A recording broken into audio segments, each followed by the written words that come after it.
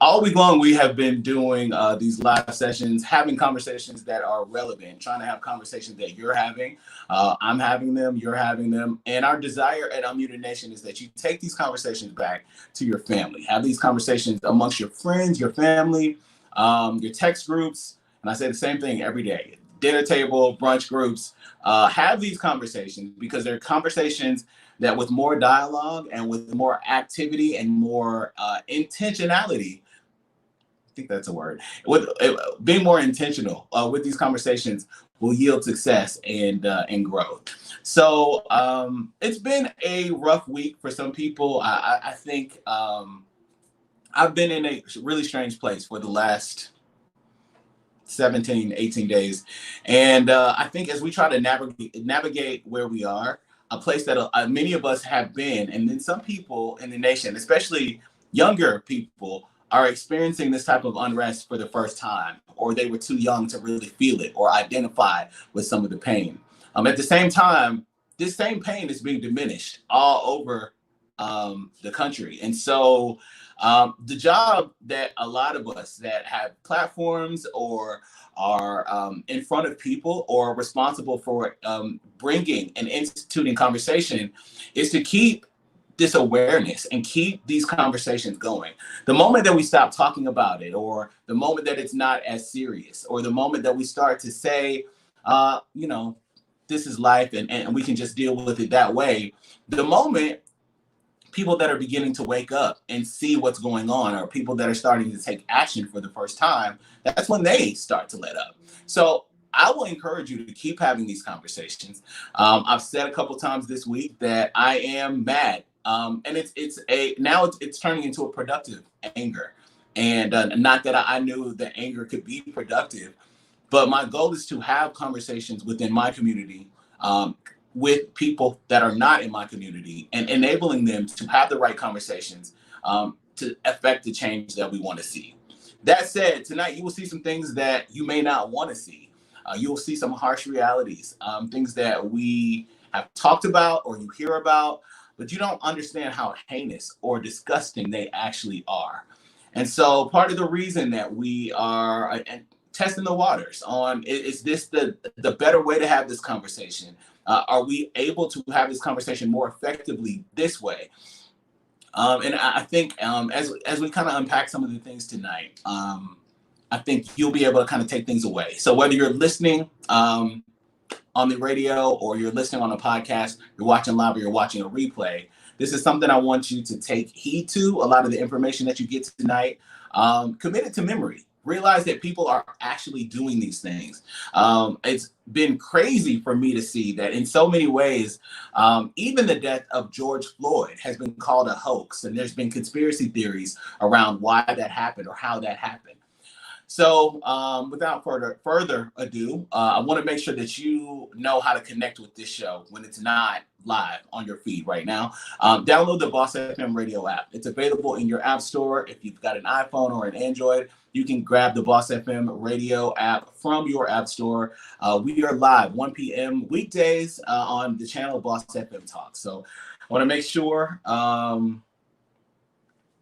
that you know that, and we'll kick things off. There's a segment that we have on Unmuted Nation, and it was a segment that was birthed out of the actual society that we live in, right? These white women have a name. These certain white women have a name. That a certain white woman really sparked the outrage for this name to stick.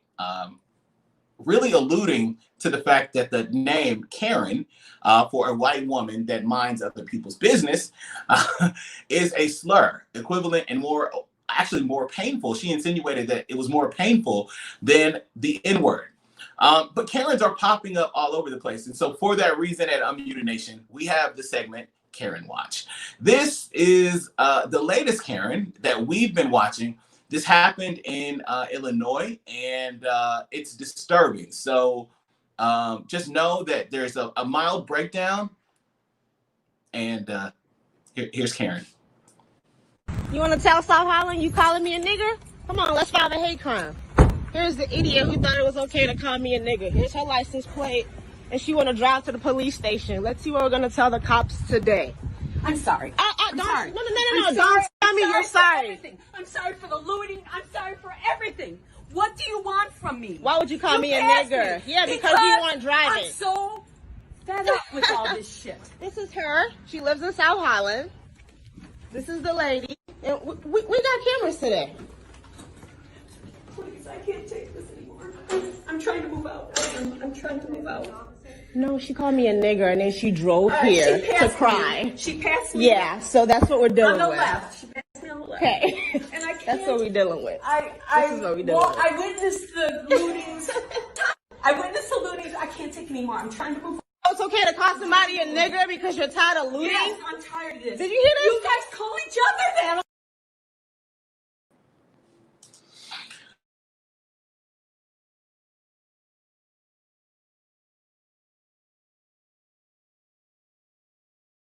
The word that so many people use that they shouldn't. And it's a word that it's triggering to some, it's frustrating to others. It's a word that people try to use to weaponize. And let's just be honest, they know they're saying it. They probably say it in private. And so it comes out in their frustration with the fact that they're not getting their way. This particular Karen drove to the police station to file a police report on this woman that she called that word. And then she had a breakdown. I don't feel bad for Karen's breakdown. I don't. I feel like if Karen has the balls, and that's what I'll say Karen had, she had balls to call this woman thinking that, again, that she was superior in nature to this woman. And that's the conversation that we're having regularly, right? White people don't want to acknowledge privilege. They don't want to acknowledge that there is a such thing as white supremacy, and they don't want to acknowledge systemic racism. But if none of these things are true, why use these slurs or why use these words? Why position yourself to not hear someone when they tell you that these things exist, or that this behavior is offensive, or that this behavior is oppressive? If it's not there, why not listen and see what you can do? Jeffrey Allen is here, and I don't know if he's seen this video, but I'll bring him in for this. And Jeff, nice to see you. What's going on? Nice to see you too. Welcome to the nation. So I don't know if you had seen that particular Karen video. We're all seeing Karen videos. They're all over the place. That video from a woman in Illinois that lodged the N-word at this black woman and drove to the police station to then report the black woman. What in the age of Karens? Two questions. What are black people to do? Like, what would be, because I'm sure that Karen has an idea of what we should do and how we should respond. But and this is not, there's not a right or wrong here. But from your perspective, as black people, what is the appropriate response to Karen? I mean, the response that I've noticed that has been working is making people famous. Listen, these people are not going to change. They have more than likely, oftentimes, been living a life where this type of behavior has been normalized, where they can act a fool, they can say what they want to people, they haven't been checked.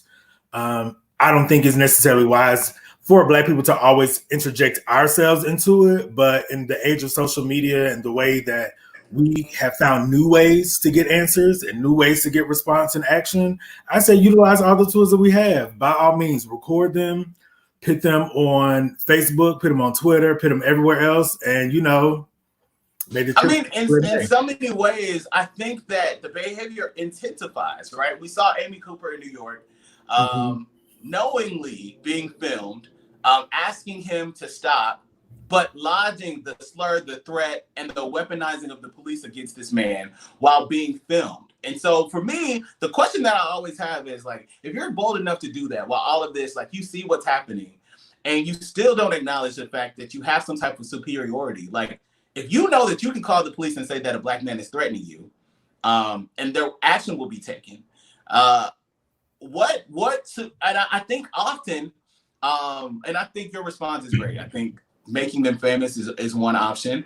I think that a less, I guess they would call it a less civilized response is to really turn up on Karen, and really show Karen, like, you know, and I think a lot of it is respect, right? I think in so many ways, if I'm interacting with a Karen, my first thought is still, my mom told me never to hit a woman. My mom told me never to like disrespect a woman first before hitting a woman. But in the type of disrespect that comes from these Karen, and I've been reading a lot. That's where I'm getting some of this. They're like, listen, the only way is for Karen to feel the same pain. If they don't feel it an embarrassment, and I'm not advocating violence, I'm not at all. But in those ways, you know, if a Karen's not dealing with an Alex, but she's dealing with we'll use Keisha for the sake of the conversation, and she gets her block knocked off,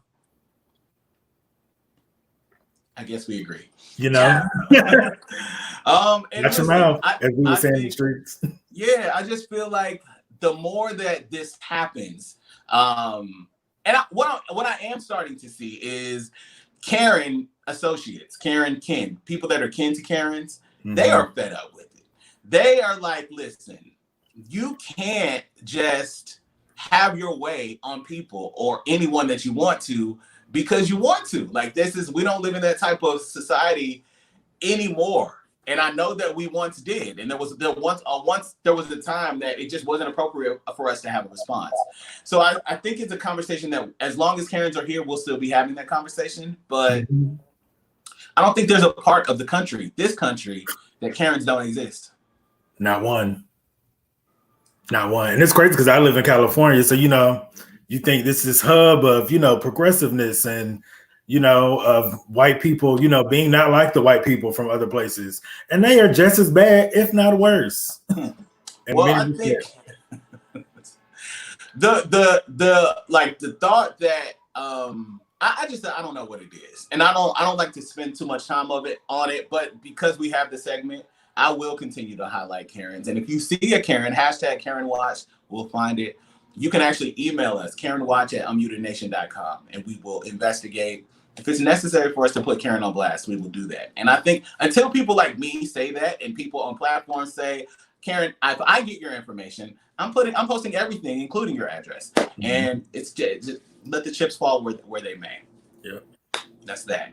All right. Well, let's move on from that. I think that one thing I'm gonna pivot because I think that before, actually, let me do this. There was a statement made, and I don't know if you've seen this story, but there is a state senator from Ohio, Steve Huffman, and he he doubled as an emergency room doctor. And he was released from his job today as he asked a question about Black people. His question, is it possible that colored people are more susceptible to coronavirus because they do not wash their hands as well as other groups?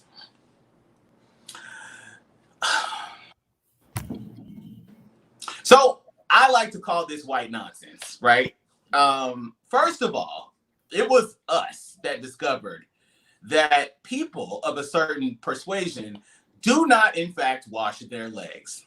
And this is widespread information. You can actually Google. Some of you are hearing that for the first time. You don't spend a lot of time on social networks or, you know, whatever.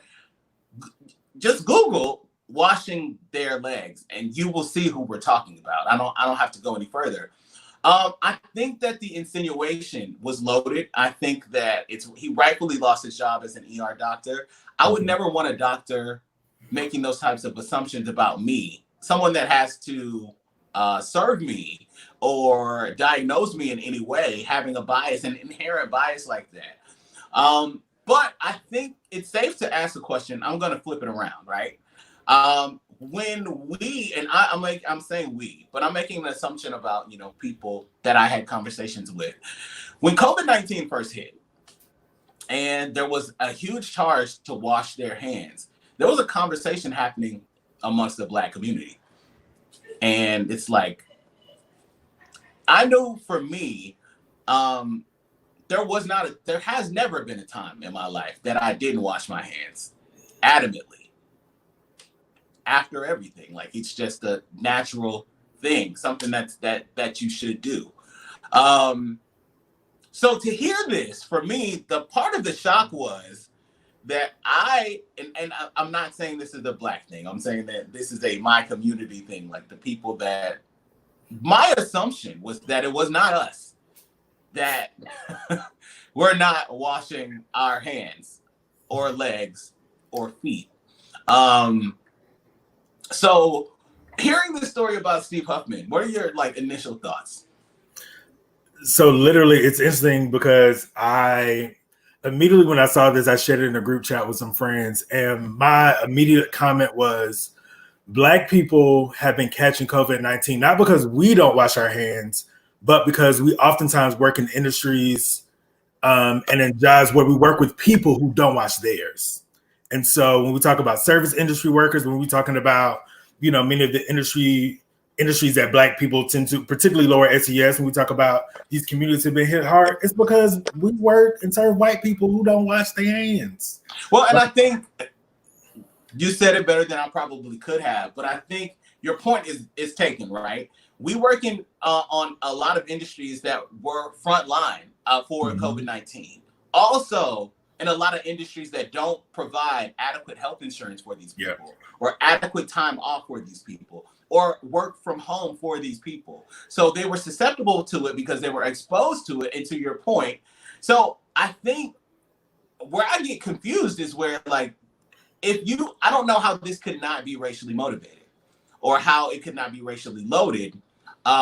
Because as a doctor, I know that you have access to information. And as a doctor and a state senator, I also assume that you have access to information that everyone doesn't have. You understand how systemic racism affects Black and brown communities. So I think it's adequate. I know a lot of people didn't hear that story. I felt like it was something that needed to be said. I think there will be continued shock as the Black community hears the story. But I definitely think I think his use of the word colored population also, and I think like people don't want to have race conversations all the time, but we are in a racially charged time. I think we're going to have these conversations, and avoiding it is really a disservice to anybody. Like the moment that I think back to like the 90s, it was popular for white people to say, well, I don't see color. And when I hear that now, I always say, I wish you would. I wish you did. You absolutely should, because if you saw it, if you saw it intentionally, you would be more intentional about your words. Now, that could be a good thing, that could be a bad thing, but at least you would be more intentional. I don't know. I think that, and I'm going to share another video because there is a place that we've all been right now, and a lot of people not realizing that this is not a new place for America. I can't tell you how many times I've heard, why is this happening? Or how long is this going to go on? Or where did this come from? I didn't know these people were feeling this way. And so while I'm not shocked about it, I think it's best to hear, and we often say, it's often important for us to think about words from the ancestors. And Fannie Lou Hamer said it better than I ever could. And the rocket red glare, the bombs bursting in. That is not Fannie Lou Hamer. I'm so offended for the legacy of Fannie Lou Hamer in every way. Let's see. People is not just walking up like they used to do in the past, walking out, shooting a man down or getting maybe 200 or 300 people carrying you out and lynching you, but it's in a more settled way. They can let you starve to death, not give you jobs. These are some of the things that's happening right now in Mississippi. See, Mississippi is not actually Mississippi's problem. Mississippi is America's problem. Because if America wanted to do something about what has been going on, Mississippi, it could have stopped by now. It wouldn't have been in the past few years between 40 and 50 churches bombed and burned. You see, and this lead me to say, all of the burning and bombing that was done to us and the houses, nobody never said too much about that, and nothing was done. But let something be burned, by a black man, and then, my God, you see, the flag is drenched with our blood. Because, you see, so many of our ancestors was killed because we have never accepted slavery. We had to live on it, but we've never wanted it. So we know that this flag is drenched with our blood. So what the young people are saying now, give us a chance to be young men, respected as a man, as we know this country was built on the black backs of black people across this country. And if we don't have it, you ain't gonna have it either, because we gonna tear it up. That's what they saying. And people ought to understand that. I don't see why they don't understand that. They know what they've done to us. All across this country, they know what they've done to us. This country is desperately sick, and man is on the critical list. I really don't.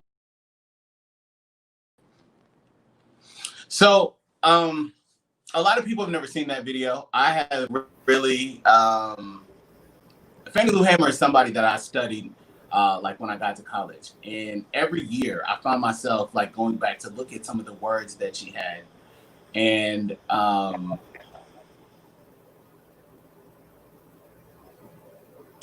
go back and I try to, are we good? You good? Okay. Mm-hmm. So I go back and I think about some of the things like that she said. And I think in that that video, she kind of talks about American sins, and to see that she was talking about it in that way, so passionately then, in a movement that changed a lot of things for us, right? And now we are here in that place again, and a lot of voices that are passionate like that, people are trying to stifle. And I think in the same way that they didn't want to hear her and they didn't want to listen and they didn't want to believe that those problems are here, there are a number of us that have to step up in times like this and kind of step into the shoes of these ancestors and into the platforms that they had. And I think when it comes to people not understanding, I don't think, like when I saw that, I was like, there's no one else that has laid it out that way. When you see, and Fannie Lou Hamer is just one of the greats that has laid out the blueprint for us, right? Like how we should be acting, what we should be demanding, what activism looks like. And I know it's so much easier these days to sit behind the keyboard or just use our lips for lip service or, Twitter fingers or whatever to just try to get the message out and not push things forward.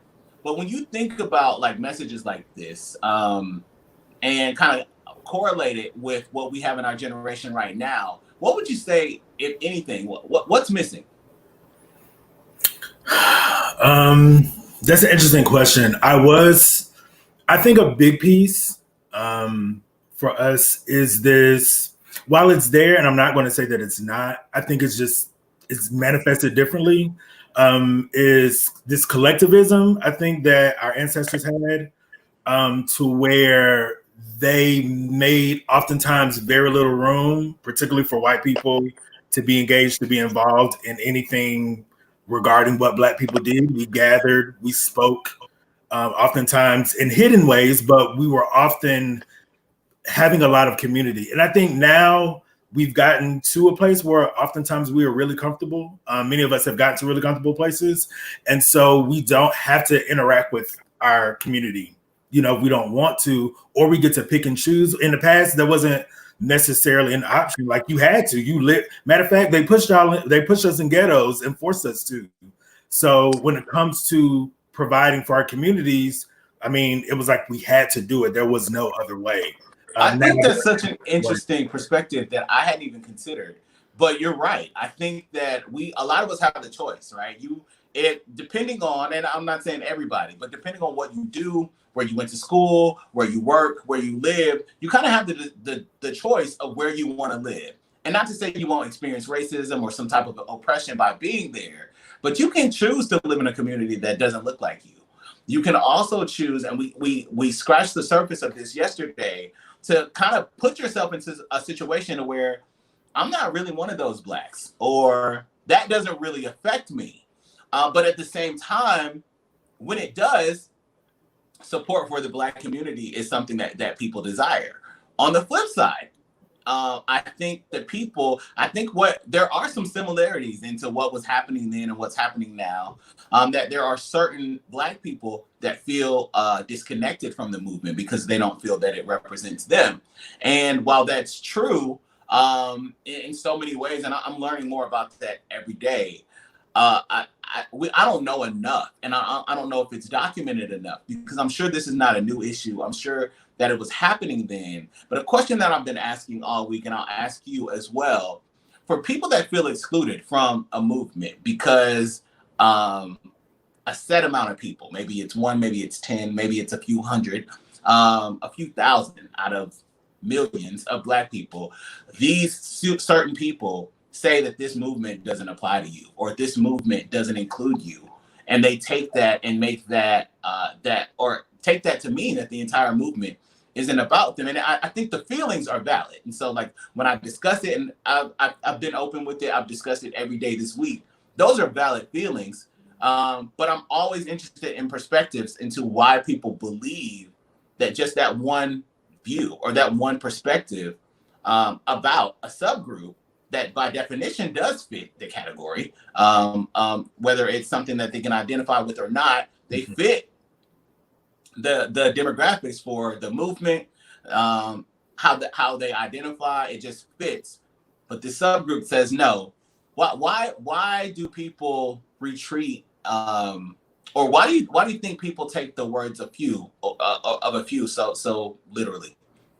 I definitely think it comes from a big place of people not feeling self-empowered to make almost like a lane for themselves. So even in a movement, there can be smaller movements that either branch out, that run alongside, whatever the case may be. I honestly think many people tend to look for a leader to kind of take their voices or opinions and to run with it, and not really tapping into the fact that you can be the leader. Like, you can be the voice for your subgroup, for your community, for whoever, to get your concerns heard. I think people. No, I think that's basically spot on, because one thing that I've tried to do is call people up. Like, maybe you don't feel like a leader, but you can be. And I think that a movement of this magnitude does not have to be defined by a few, right? It doesn't have to be defined by a handful of people or a blue check on Facebook or Instagram. Like, that does not make you a leader. Just like being a celebrity does not make you a leader. I think that there are ways that people kind of can really step up and take hold of their piece in this movement. And I like the way that you put that. There can definitely, and there not just can be, but there should be sub-movements within an overarching and I would call it a global movement that encompasses, if you have this skin that you can't take off, there's no reason that you shouldn't feel ostracized from it. And I know people feel ostracized for different reasons. And I would never diminish those reasons. All of the reasons are valid. But I think that it's the responsibility of those that see and are less affected by it. Like, I find myself, and I feel like I explain this every day, that there are times that because I see things a certain way, I make the assumption that other people do. And so not taking into account that this individual thing happened to them, and because of that, they don't feel it. Or when it comes to Black women, not feeling included unless they're needed, or, in that motherly role. That's something that obviously it's important for me to hear, because as a man, I would not know that, but it's really good to hear that. But I think we should be taking all of these perspectives and all of this feedback and doing what we can to make change and make and really control the narrative of this. And I think in this case, and excuse my frankness, if people want to be exclusive and they want to be oppressive to a group that's fighting oppression, they should be overthrown. Like whoever these leaders are, or said leaders are, I don't care if they created the movement. I don't care if they, have trademarked the movement. I don't give a damn about any of that. Anybody can be moved. Anybody can be overthrown. And if there's a subgroup, whether it's people, the church, their community, overthrow it all until we can get this equality and people can feel like this is something they should be a part of. I agree.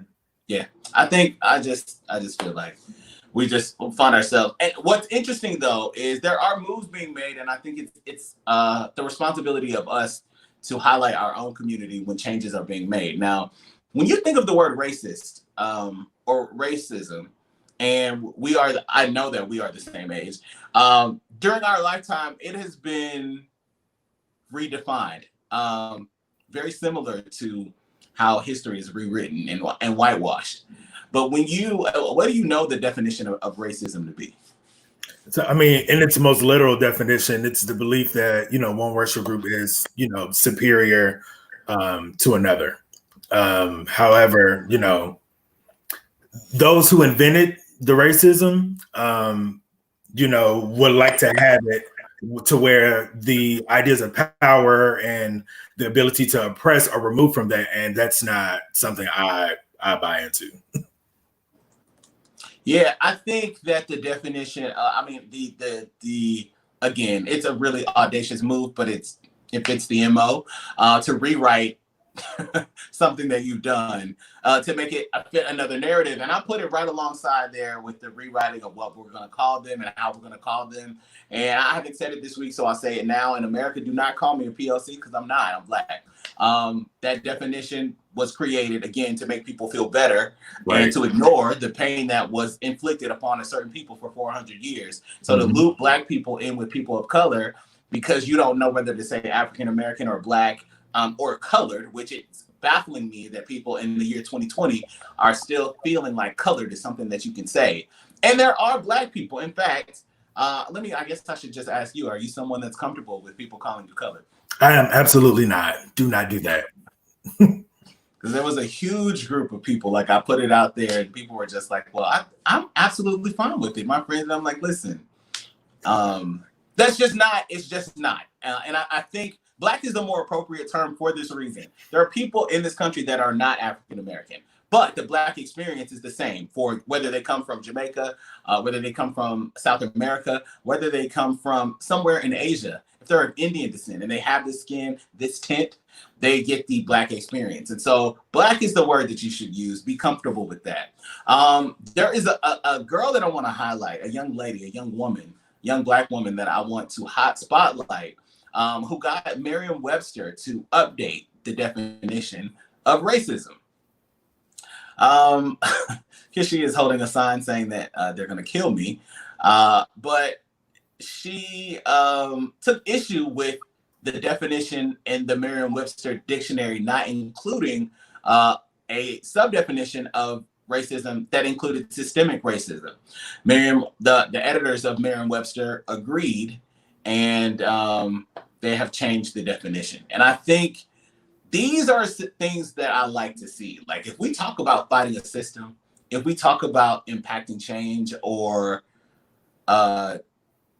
making a difference, like I think that a company, changing their logo for the month to Black Lives Matter, or even something minuscule like the Washington, D.C. putting Black Lives Matter on the street, or cities changing street names to Black Lives Matter, it's almost as significant as them changing street names to Martin Luther King Jr. Boulevard. But something like this, redefining it and making a bold stand there when there are numerous of Make America Great Again. These are people that I don't know what's happening. Numerous CEOs that rather resign than admit that there is systemic problems in their company, or whether resign. People sports, and so we're seeing it all over the place. So I want to give kudos to that young lady. I think that's how you change the world. That's beautiful. I'm glad to see that. Yeah, I don't know. When you with this, and you're based in California. Mm-hmm. Talk over the last 15 days. Say that again. You went out. It's at The climate and where you are in California. What it's been like over the last 15 days. So you know what? It's been really interesting. The white people are coming out, with full, apologies and checking on all the black people they never checked on before. They're nicer, than they've ever been before. It's a weird time to be in. It's almost like we don't, as black people, don't know how to receive that because we're like, this is definitely like BS. But I mean, it's still tumultuous, like very much so. We've had several killings of people by police officers out here, particularly in my neighborhood. They've looted, they've rioted, they marched. It's been pretty crazy. So they're all over the place, right? There's outrage about how I guess black people should respond to their pain. When you think about it, like as a black man, because I think every perspective is the same. We're often painted as being monolithic, and we're not. We all don't think the same. We don't have the same experiences, and we don't view things the same. So when you initially saw I don't, if you want to share this, you can, but when you initially started to see the unrest, not just nationally, but in your area, what was like, take me back to the moment when things, because for me, there was like, we were building up, right? I had reported on Ahmaud Arbery, but the video had not come out. So the video comes out. And I regretted that I watched it because it took me to a deep, dark place for like 2 or 3 days. I just was like, not functional, just be that these vigilante, and because of I'm a child of Georgia, so I'm a son of that state. I grew up there, and just knowing how close to home, knowing those people, knowing where that was, like all of that kind of took a toll on me. So then it was Breonna Taylor, and the story, like we're reporting this days after the Ahmaud Arbery video comes out, and we see this horrendous story. Of course, we hear about it after it's happened already. It hits national airwaves, and it even got to us. I feel like we try to have a good pulse on stories about us and that refer to us. But the pain, just knowing that this woman was in her home, there's literally nothing that, and I think the experience of like being Black and knowing that people tell you how you should respond to the police and what you should do and knowing that experience and knowing what it feels like if they catch you off guard, if they catch you and you're aware they're going to catch you, you still feel that way. So to be caught off guard by it, I think about her multiple times a day still, just because it doesn't seem real. And then George Floyd. And it was like, and I guess I'm glad that you're here because I haven't been able to talk to anybody else from Atlanta, like just about the response. I was in Atlanta when unrest was happening from 2014, 2015, 2016, up until 2017 when I moved up here. And I was out there every single time because this has to change. And we were having effective conversations, and we were there until, and it's like, that's another reason that I was not satisfied, and I'm not going to be satisfied with lip service, because I was in those streets. I talked to that mayor. I talked to those city officials. I've been part of those conversations, and I've heard it, and I've heard it, and I've heard it, and it hasn't been enough. So George Floyd happens.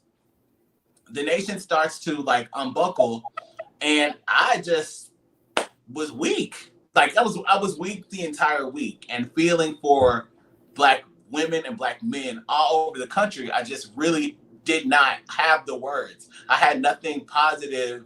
Like I wasn't looking at America as this positive or happy place to be for people like me. And so when I saw, and I'm gonna get to like, I wanted to understand just like what you were going through then, because I think telling those stories and people hearing those stories and hearing that perspective is important, because people here watch the news and there are so many people, like you may have gone to school with Black people, but in your adult life, you don't know any. You don't have any that come to your house. You may have some that you can text, but you don't eat with them. You don't work with, I mean, you don't travel with them. You may work with them, but aside from having to see them on an email or see them in a meeting or on a conference call, you don't have any interactions with Black people. And those Black people are code switching to work with you every single day. And so when all of this started to unfold, like how were you still working? How did you navigate through like those interactions that you had to wake up and deal with? So, I'm a therapist. I'm a mental health counselor. I work with children. It's literally my job to support people, with their mental health. So for me, that particularly, it was honestly 2 weeks. It was really following the week of Memorial Day, and then the week after. I mean, honestly, I was distraught. I literally shared it with my supervisor. I was like, I'm moving sluggish. I'm distracted. I can't focus. It's taking me twice as long to do my work. It's taking 3 times the amount of energy to be present in session, although I can do it. But I mean, I was spent. I mean, legit, I told my supervisor and all my colleagues in our groups of vision, I said, I can't, I'm not here right now. Like, this isn't it. And to your other question about like when things started to hit the fan, honestly, I felt relief. I was like, yes. I was like, finally, like this capitalistic system is going to hear the voices of Black people. Like, it's about time. Like, I've just been so tired. Like, I've been so tired up until that point, and I started to finally feel like, all right, y'all, maybe this time will be different. It's almost like you had that conversation with yourself. You're like, this time is going to be different, right? Like, people hear and I think that as somebody, like you said, you're a therapist, and somebody that is in a role that you interact with people or you deal with people, and usually for me, I am a safe place for people to come. And I'm not a therapist in any way. I don't try to be. Would never claim that. But I'm a safe place for people to come and get some encouragement or get a different perspective or some relief about what's going on. And what I didn't have was any of that for them. I was really like, and I felt like, through all of that, I felt like I should feel bad. I'm not saying that I felt bad. I felt like I should feel bad for saying, burn it up. Burn it down, tear it up, burn it down, that building, left, right. And I think it's viable for me to ask you, somebody else who has grown up in Atlanta and you're now in California. I am now I'm in New York, and the experience is different, bar none. I tell people a lot of times, like, people just make the assumption, especially people that live in red states or southern states, that there are really no differences between the states. And there is. And I think the energy, even though I'm in the house, the energy was it felt less oppressive, right? Being in the Atlanta bubble, I know that being in Atlanta, it probably would have felt like less oppressive. For people that are in rural Georgia and places like that. So when you saw Atlanta's response, and I tell you, I was sitting on my couch watching, and I saw them as they were going through downtown, through Centennial, and headed towards CNN, and I was just like, whatever's in the way. I was literally at that, and I could not believe I felt like this. Usually I would be like, oh, all right, guys, we can look at this another way. We can talk to them. We can have a conversation. But I've been there. I've had these conversations. I understand the frustration. So most people, I'm not going to say most people, but a lot of people have not really been in line with my perspective or agree with my perspective, because I was very disappointed with the city that I'm from. I was very disappointed in the Atlanta leadership and their response. And while even if there is retribution and they start to make changes, we can never talk about what the initial reaction was, because the initial reaction was extremely problematic. I think the initial reaction was just detrimental to for me, it was just, it threw me. So before I go there, when you, I know that how you were feeling in California when you saw the city from the home. I mean, when you saw the reaction from the hometown, how did you feel? Honestly, I was like, all of it can go. I mean, I was like, I'm personally just not a person that's tied to materialistic things anyway. I'm like, if I got it once, I can get it again. But I mean, I have literally marched through the streets of Atlanta. I marched for Trayvon. I marched for Mike Brown. I was on HLN, trying to, doing all this advocacy work, being involved. I was going to, Ebenezer Baptist Church for town halls and stuff. And it's like, you live in the city of Atlanta, and then to see like even that night, like during the unrest, how they treated those college students. It's like, y'all really want to sit up here and tell people to not act out? Like it reminds me of the quote. Who said it? Was it? I want to say it was Angela Davis. It might not have been her, but when she was talking about, someone was talking about civil unrest. Was talking about, I'm most surprised at how long it took for people to get to that. Angela Davis. And so it was her. Okay, I just want to make sure I got myself right. But I mean, that's the mindset I had. Like, it took us this long. Like, we have been peacefully protesting. We've been quiet. I mean, even honestly, I was like, they should have burned the city down when they murdered that man who was naked having a bipolar episode. And he was in the Navy. I can't recall his name right now, but he was murdered. The man hanging from the tree. Like, there's a number of situations that have happened that have disappointed me, that like I'm like, what's going on? And I think what I was looking for, especially for a country that looks at Atlanta as a presumptive Black Mecca, people look at Atlanta as a safe place and a place that empowers. And Atlanta's history is bridled with riots. And I'm using that word intentionally because I think aside from, and we talk about this a lot, America rewriting Martin Luther King's nonviolent protests or stance on nonviolence as peaceful. That peaceful is America's word. So when white people ask me what would MLK say, what I said. So I think that where I was sitting, right? I'm from the outside looking in, and I know that this same type of passion, like it's in you, it's in me. I have had this hope. Like Atlanta stands in solidarity with anything Black. That's just, it's like it's so deeply embedded.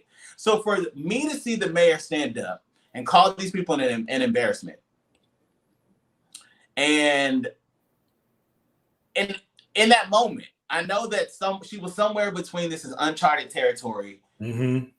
I want to protect this city. I don't want these people to throw me out, when it's time for me to be reelected. I think the litmus test is the response, right? We saw footage of an Atlanta resident in front of her house this week demanding that she come out. But what I see on the other side, and I haven't been able to have this conversation with anyone, I see conservatives celebrating Keisha Lance Bottoms at every end. And for me, that's when I'm like, somebody has to draw the line somewhere. And again, when I talk about overthrowing leadership, whether it's Black Lives Matter or a leadership that's vocally, if a leader will be vocally against the progression of their own, and I understand. Let me make this clear, because a lot of people took it as, well, Alex, she's the mayor of the whole city. True, she is the mayor of, but we know what's happened to Atlanta, right? We know the from gentrification to how corporations have kind of wielded their way into making decisions in that city. If it's not Atlanta, it's going to have to be another city. And that's actually where I'm getting, right? Because if where is there to go for Black people to be safe? We talked about Karens being everywhere. Like, it doesn't matter. New York is extremely liberal. And this woman who voted for Hillary Clinton and Barack Obama called the police and weaponized the police against this man. So we have example after example after example. And so for me, and I think the reason that it's bothered me so much is because I felt like if the mayor wouldn't stand, who will? It's And real. I say that it hurts some people. People aren't gonna like it. I don't care. What I saw, and I heard her. She said, with you out here tearing things up, I can't protect you. Well, you did it. There were kids who were dragged out of their car, that were not even protesting. You can't like you. I needed a fellow Atlantan to just kind of to see. I needed to see, if I'm off. Have I been off this whole time? Have I completely missed it? Am I talking to air? No, I don't think that you are. I mean, I agree. I mean, I recognize that I'm in the minority on that. I'm completely, fine with that. But I mean, for Atlanta's leadership, particularly for Atlanta to be one of the few cities in America where we look at leadership as Black, from the head down, but to look at still the, all the disparities in healthcare and in policing and in education, do we really, if we really get into it, what I'm saying, Atlanta is not, on the surface, we call it Wakanda, but one thing, the great things about Wakanda is that they hoarded resources, and not only did they hoard them, they utilized them for the benefit of the people. And so in Atlanta, that's not happening. We have industries coming in, and all they're doing is exacerbating the wealth gap. We aren't seeing where the true Atlanteans, as we say, the ATLians, are actually benefiting from. Our people are being displaced. You know what I'm saying? You look on Glenwood. Glenwood doesn't look like it used to. And it's also not being, upgraded for the people of that community. It's just being upgraded, and those people are being displaced. So, I mean, on the outside, I'm like, I don't care about that. Yeah, that don't matter, I feel like, you're not fighting. I feel like it. The truth is in the numbers, right? So what do we own? That's the question that we need to ask. Like, what do we own in Atlanta? CNN building. Like, what do we own? And if you look at the percentages, the percentage of, while Metro Atlanta is still Black, very Black, the Atlanta city limits, it's almost somewhere between 25 and 29%. So what's going on there? I think, and I'll wrap it up with Atlanta. I think I could not hit Atlanta with you here. But I think that, and I think where I keep coming back to, and I find myself at this point this week, that everybody I talk to, I'm like, we have to lead. And we have to lead. And we have to lead. And I don't know, the term leader is so charged because people always think that means that you have to go stand in front of people and give a speech. But that's not leadership. Leadership is really creating a path that others can follow, to bring success and change. And I think that if we start to develop that, I think that we will really, really take hold. We're in a really special time right now that I don't think a lot of people have recognized, that there are differences, viable differences that we can make, that we should make. And it's going to take us having these conversations, right? Taking part of this conversation and taking it back to your Zoom meeting. Because we're all going back to Zoom meetings with the way that COVID-19 is beginning to come back. And that's where we are. The last thing I'm going to touch tonight is our, I don't know what to call him. He's the Secretary of Housing and Urban Development. And for the Black community, and people, especially people my age, he was an icon for Black families. Growing up, I just remember my mom saying, Ben Carson is a name that you should know. He's somebody that we should celebrate. He's a brain surgeon. Like, he's like, this is the cream of the crop of Blackness, who's been such an extreme disappointment. I'm gonna throw these words at you, and I'd love to hear your thoughts. He said over the weekend, on CNN, that my personal feeling is those, and he was speaking on the protest, right, and the NFL. And Ben Carson believes that if the players articulate, I'll say it in his words so that I don't mess it up, and I don't know what type of I don't know. I don't know. He says, my personal feeling is if those players were to come out and say, we love our nation, we are patriots, we love our flag, we honor the memory of those who died to give us our freedom, but we are protesting some of the brutality that has occurred, and that's why we're doing this, I think it would solve the problem. And I suggest they do that. I actually want to just, I was going to say in the interest of time, but I actually want to just comb through what he said and just, you give me your thoughts here. We love our nation. Okay. Part of it. Okay, right. We are patriots. I say by definition, I would say we are. And I would say because patriotism in this country does not require allegiance. It does not require like being pissed off at the nation is patriotism in this country. So I would call myself a patriot in this sense. Do I wear American flags at any time? American flag bandanas with my shotgun, shoot ducks? No, I'm not that type of patriot, but I'm a patriot that really has a lot to say to this damn country often. We honor the memory of those who died to give us our freedom. Absolutely, because there were so many Black people that died that didn't have any freedoms when they fought for freedom. So sure. But we are protesting some of the brutality that has occurred. All of it. No. Okay. All right. So see, this is where I think I give every Black person with this skin the ability to speak, right? Because you get it. It's a right that you get. It's an inherent right that you have. But you should speak to Black people before you speak on behalf of them, because we are not the same.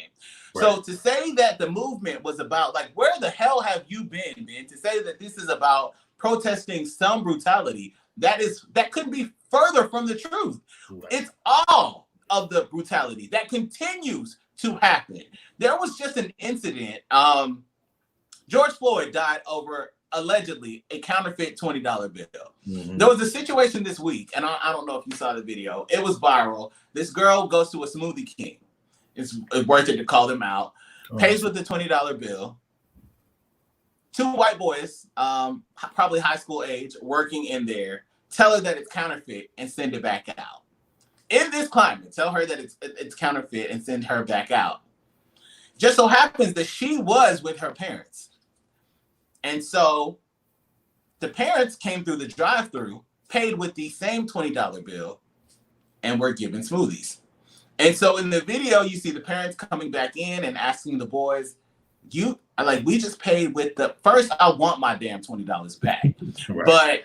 And I think that, like, because it's so natural, like, people are saying, well, maybe the machine was broken, maybe he really didn't. Like, the innate response that this Black person must be doing something wrong is what fuels the brutality. Like, the natural understanding that, and the implicit bias that's there when you see this Black person must be breaking the law.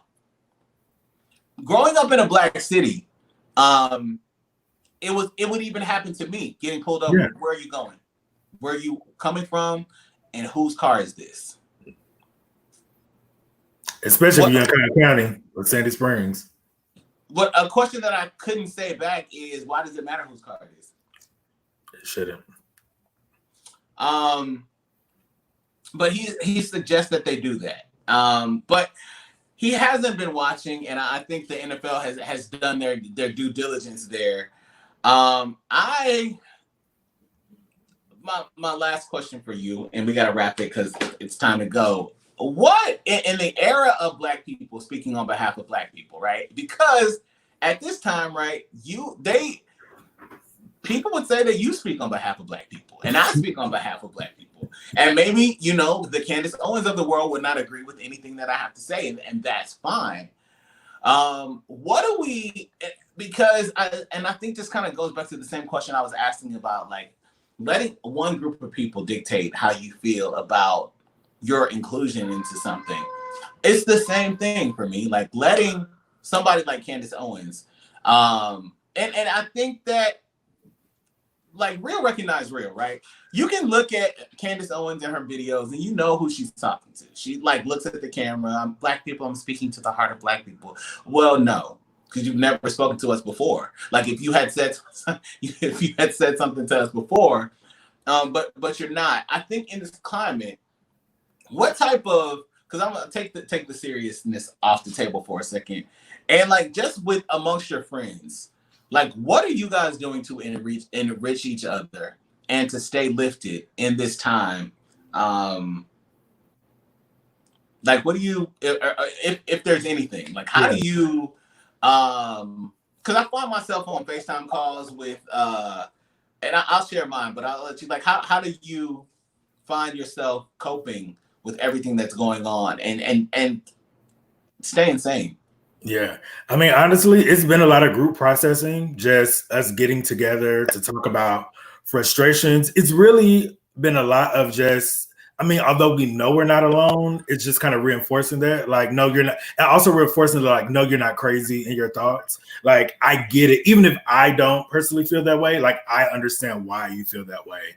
It's definitely something we don't get from American society. So I feel like we got to get it from one another. I mean, we send each other crazy memes, funny videos. I have been singing "You About to Lose Your Job," since the video cracked. So, we've been doing what Black people do, finding humor, using humor, to a great I should say, extent. Planning for Juneteenth, sharing a lot of information about Black businesses and ways that we can, diversify our spending habits and stuff like that, and really just empowering one another. I mean, that's really big. I think, yeah, for me, I'm finding that like it's this city is not open at all. So there's nothing to do. But I found myself like whether it's in FaceTime sessions or like these apps that you get in these groups. And I've like met other people. There's some apps that you can be in, and people just start jumping into the conversation.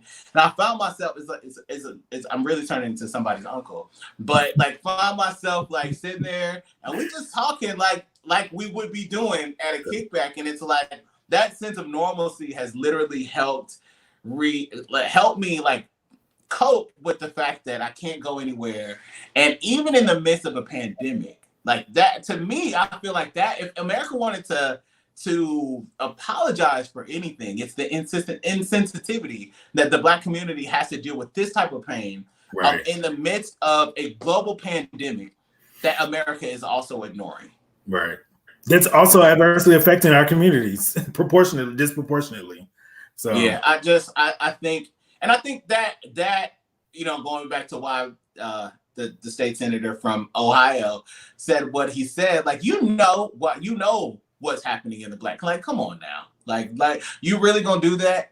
You know what's up. And I think that what I hope and is that our community feels empowered to share their stories and share their truth. Right now, I don't feel like you should really be apologizing to white people. I don't feel like you should feel like you should be sorry for how they feel. I've had white people, and I'm clear about this.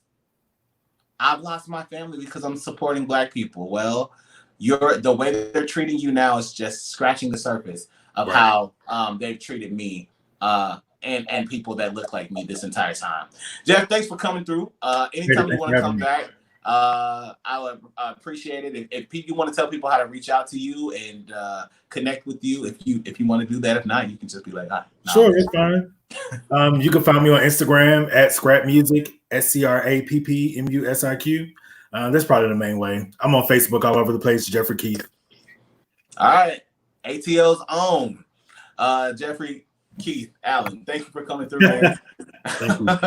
All right. And we'll chat with you soon. You too. Have a good one. Right before we wrap today, some breaking news that we're sharing. And if you know anything about this show, it airs again. I'll say this on Boss FM Talk at 1 p.m., which is a news and talk channel on the Boss FM radio app.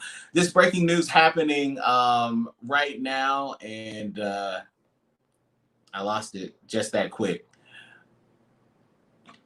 The Louisiana Metro City Council has passed the Breonna's Law banning no-knock warrants. So this is something that we should celebrate. Hashtag arrest Breonna's killers is still trending. We will, if you are not on Twitter, get on there and tweet along with us because we need justice for Breonna Taylor. This is huge news, breaking news happening right now.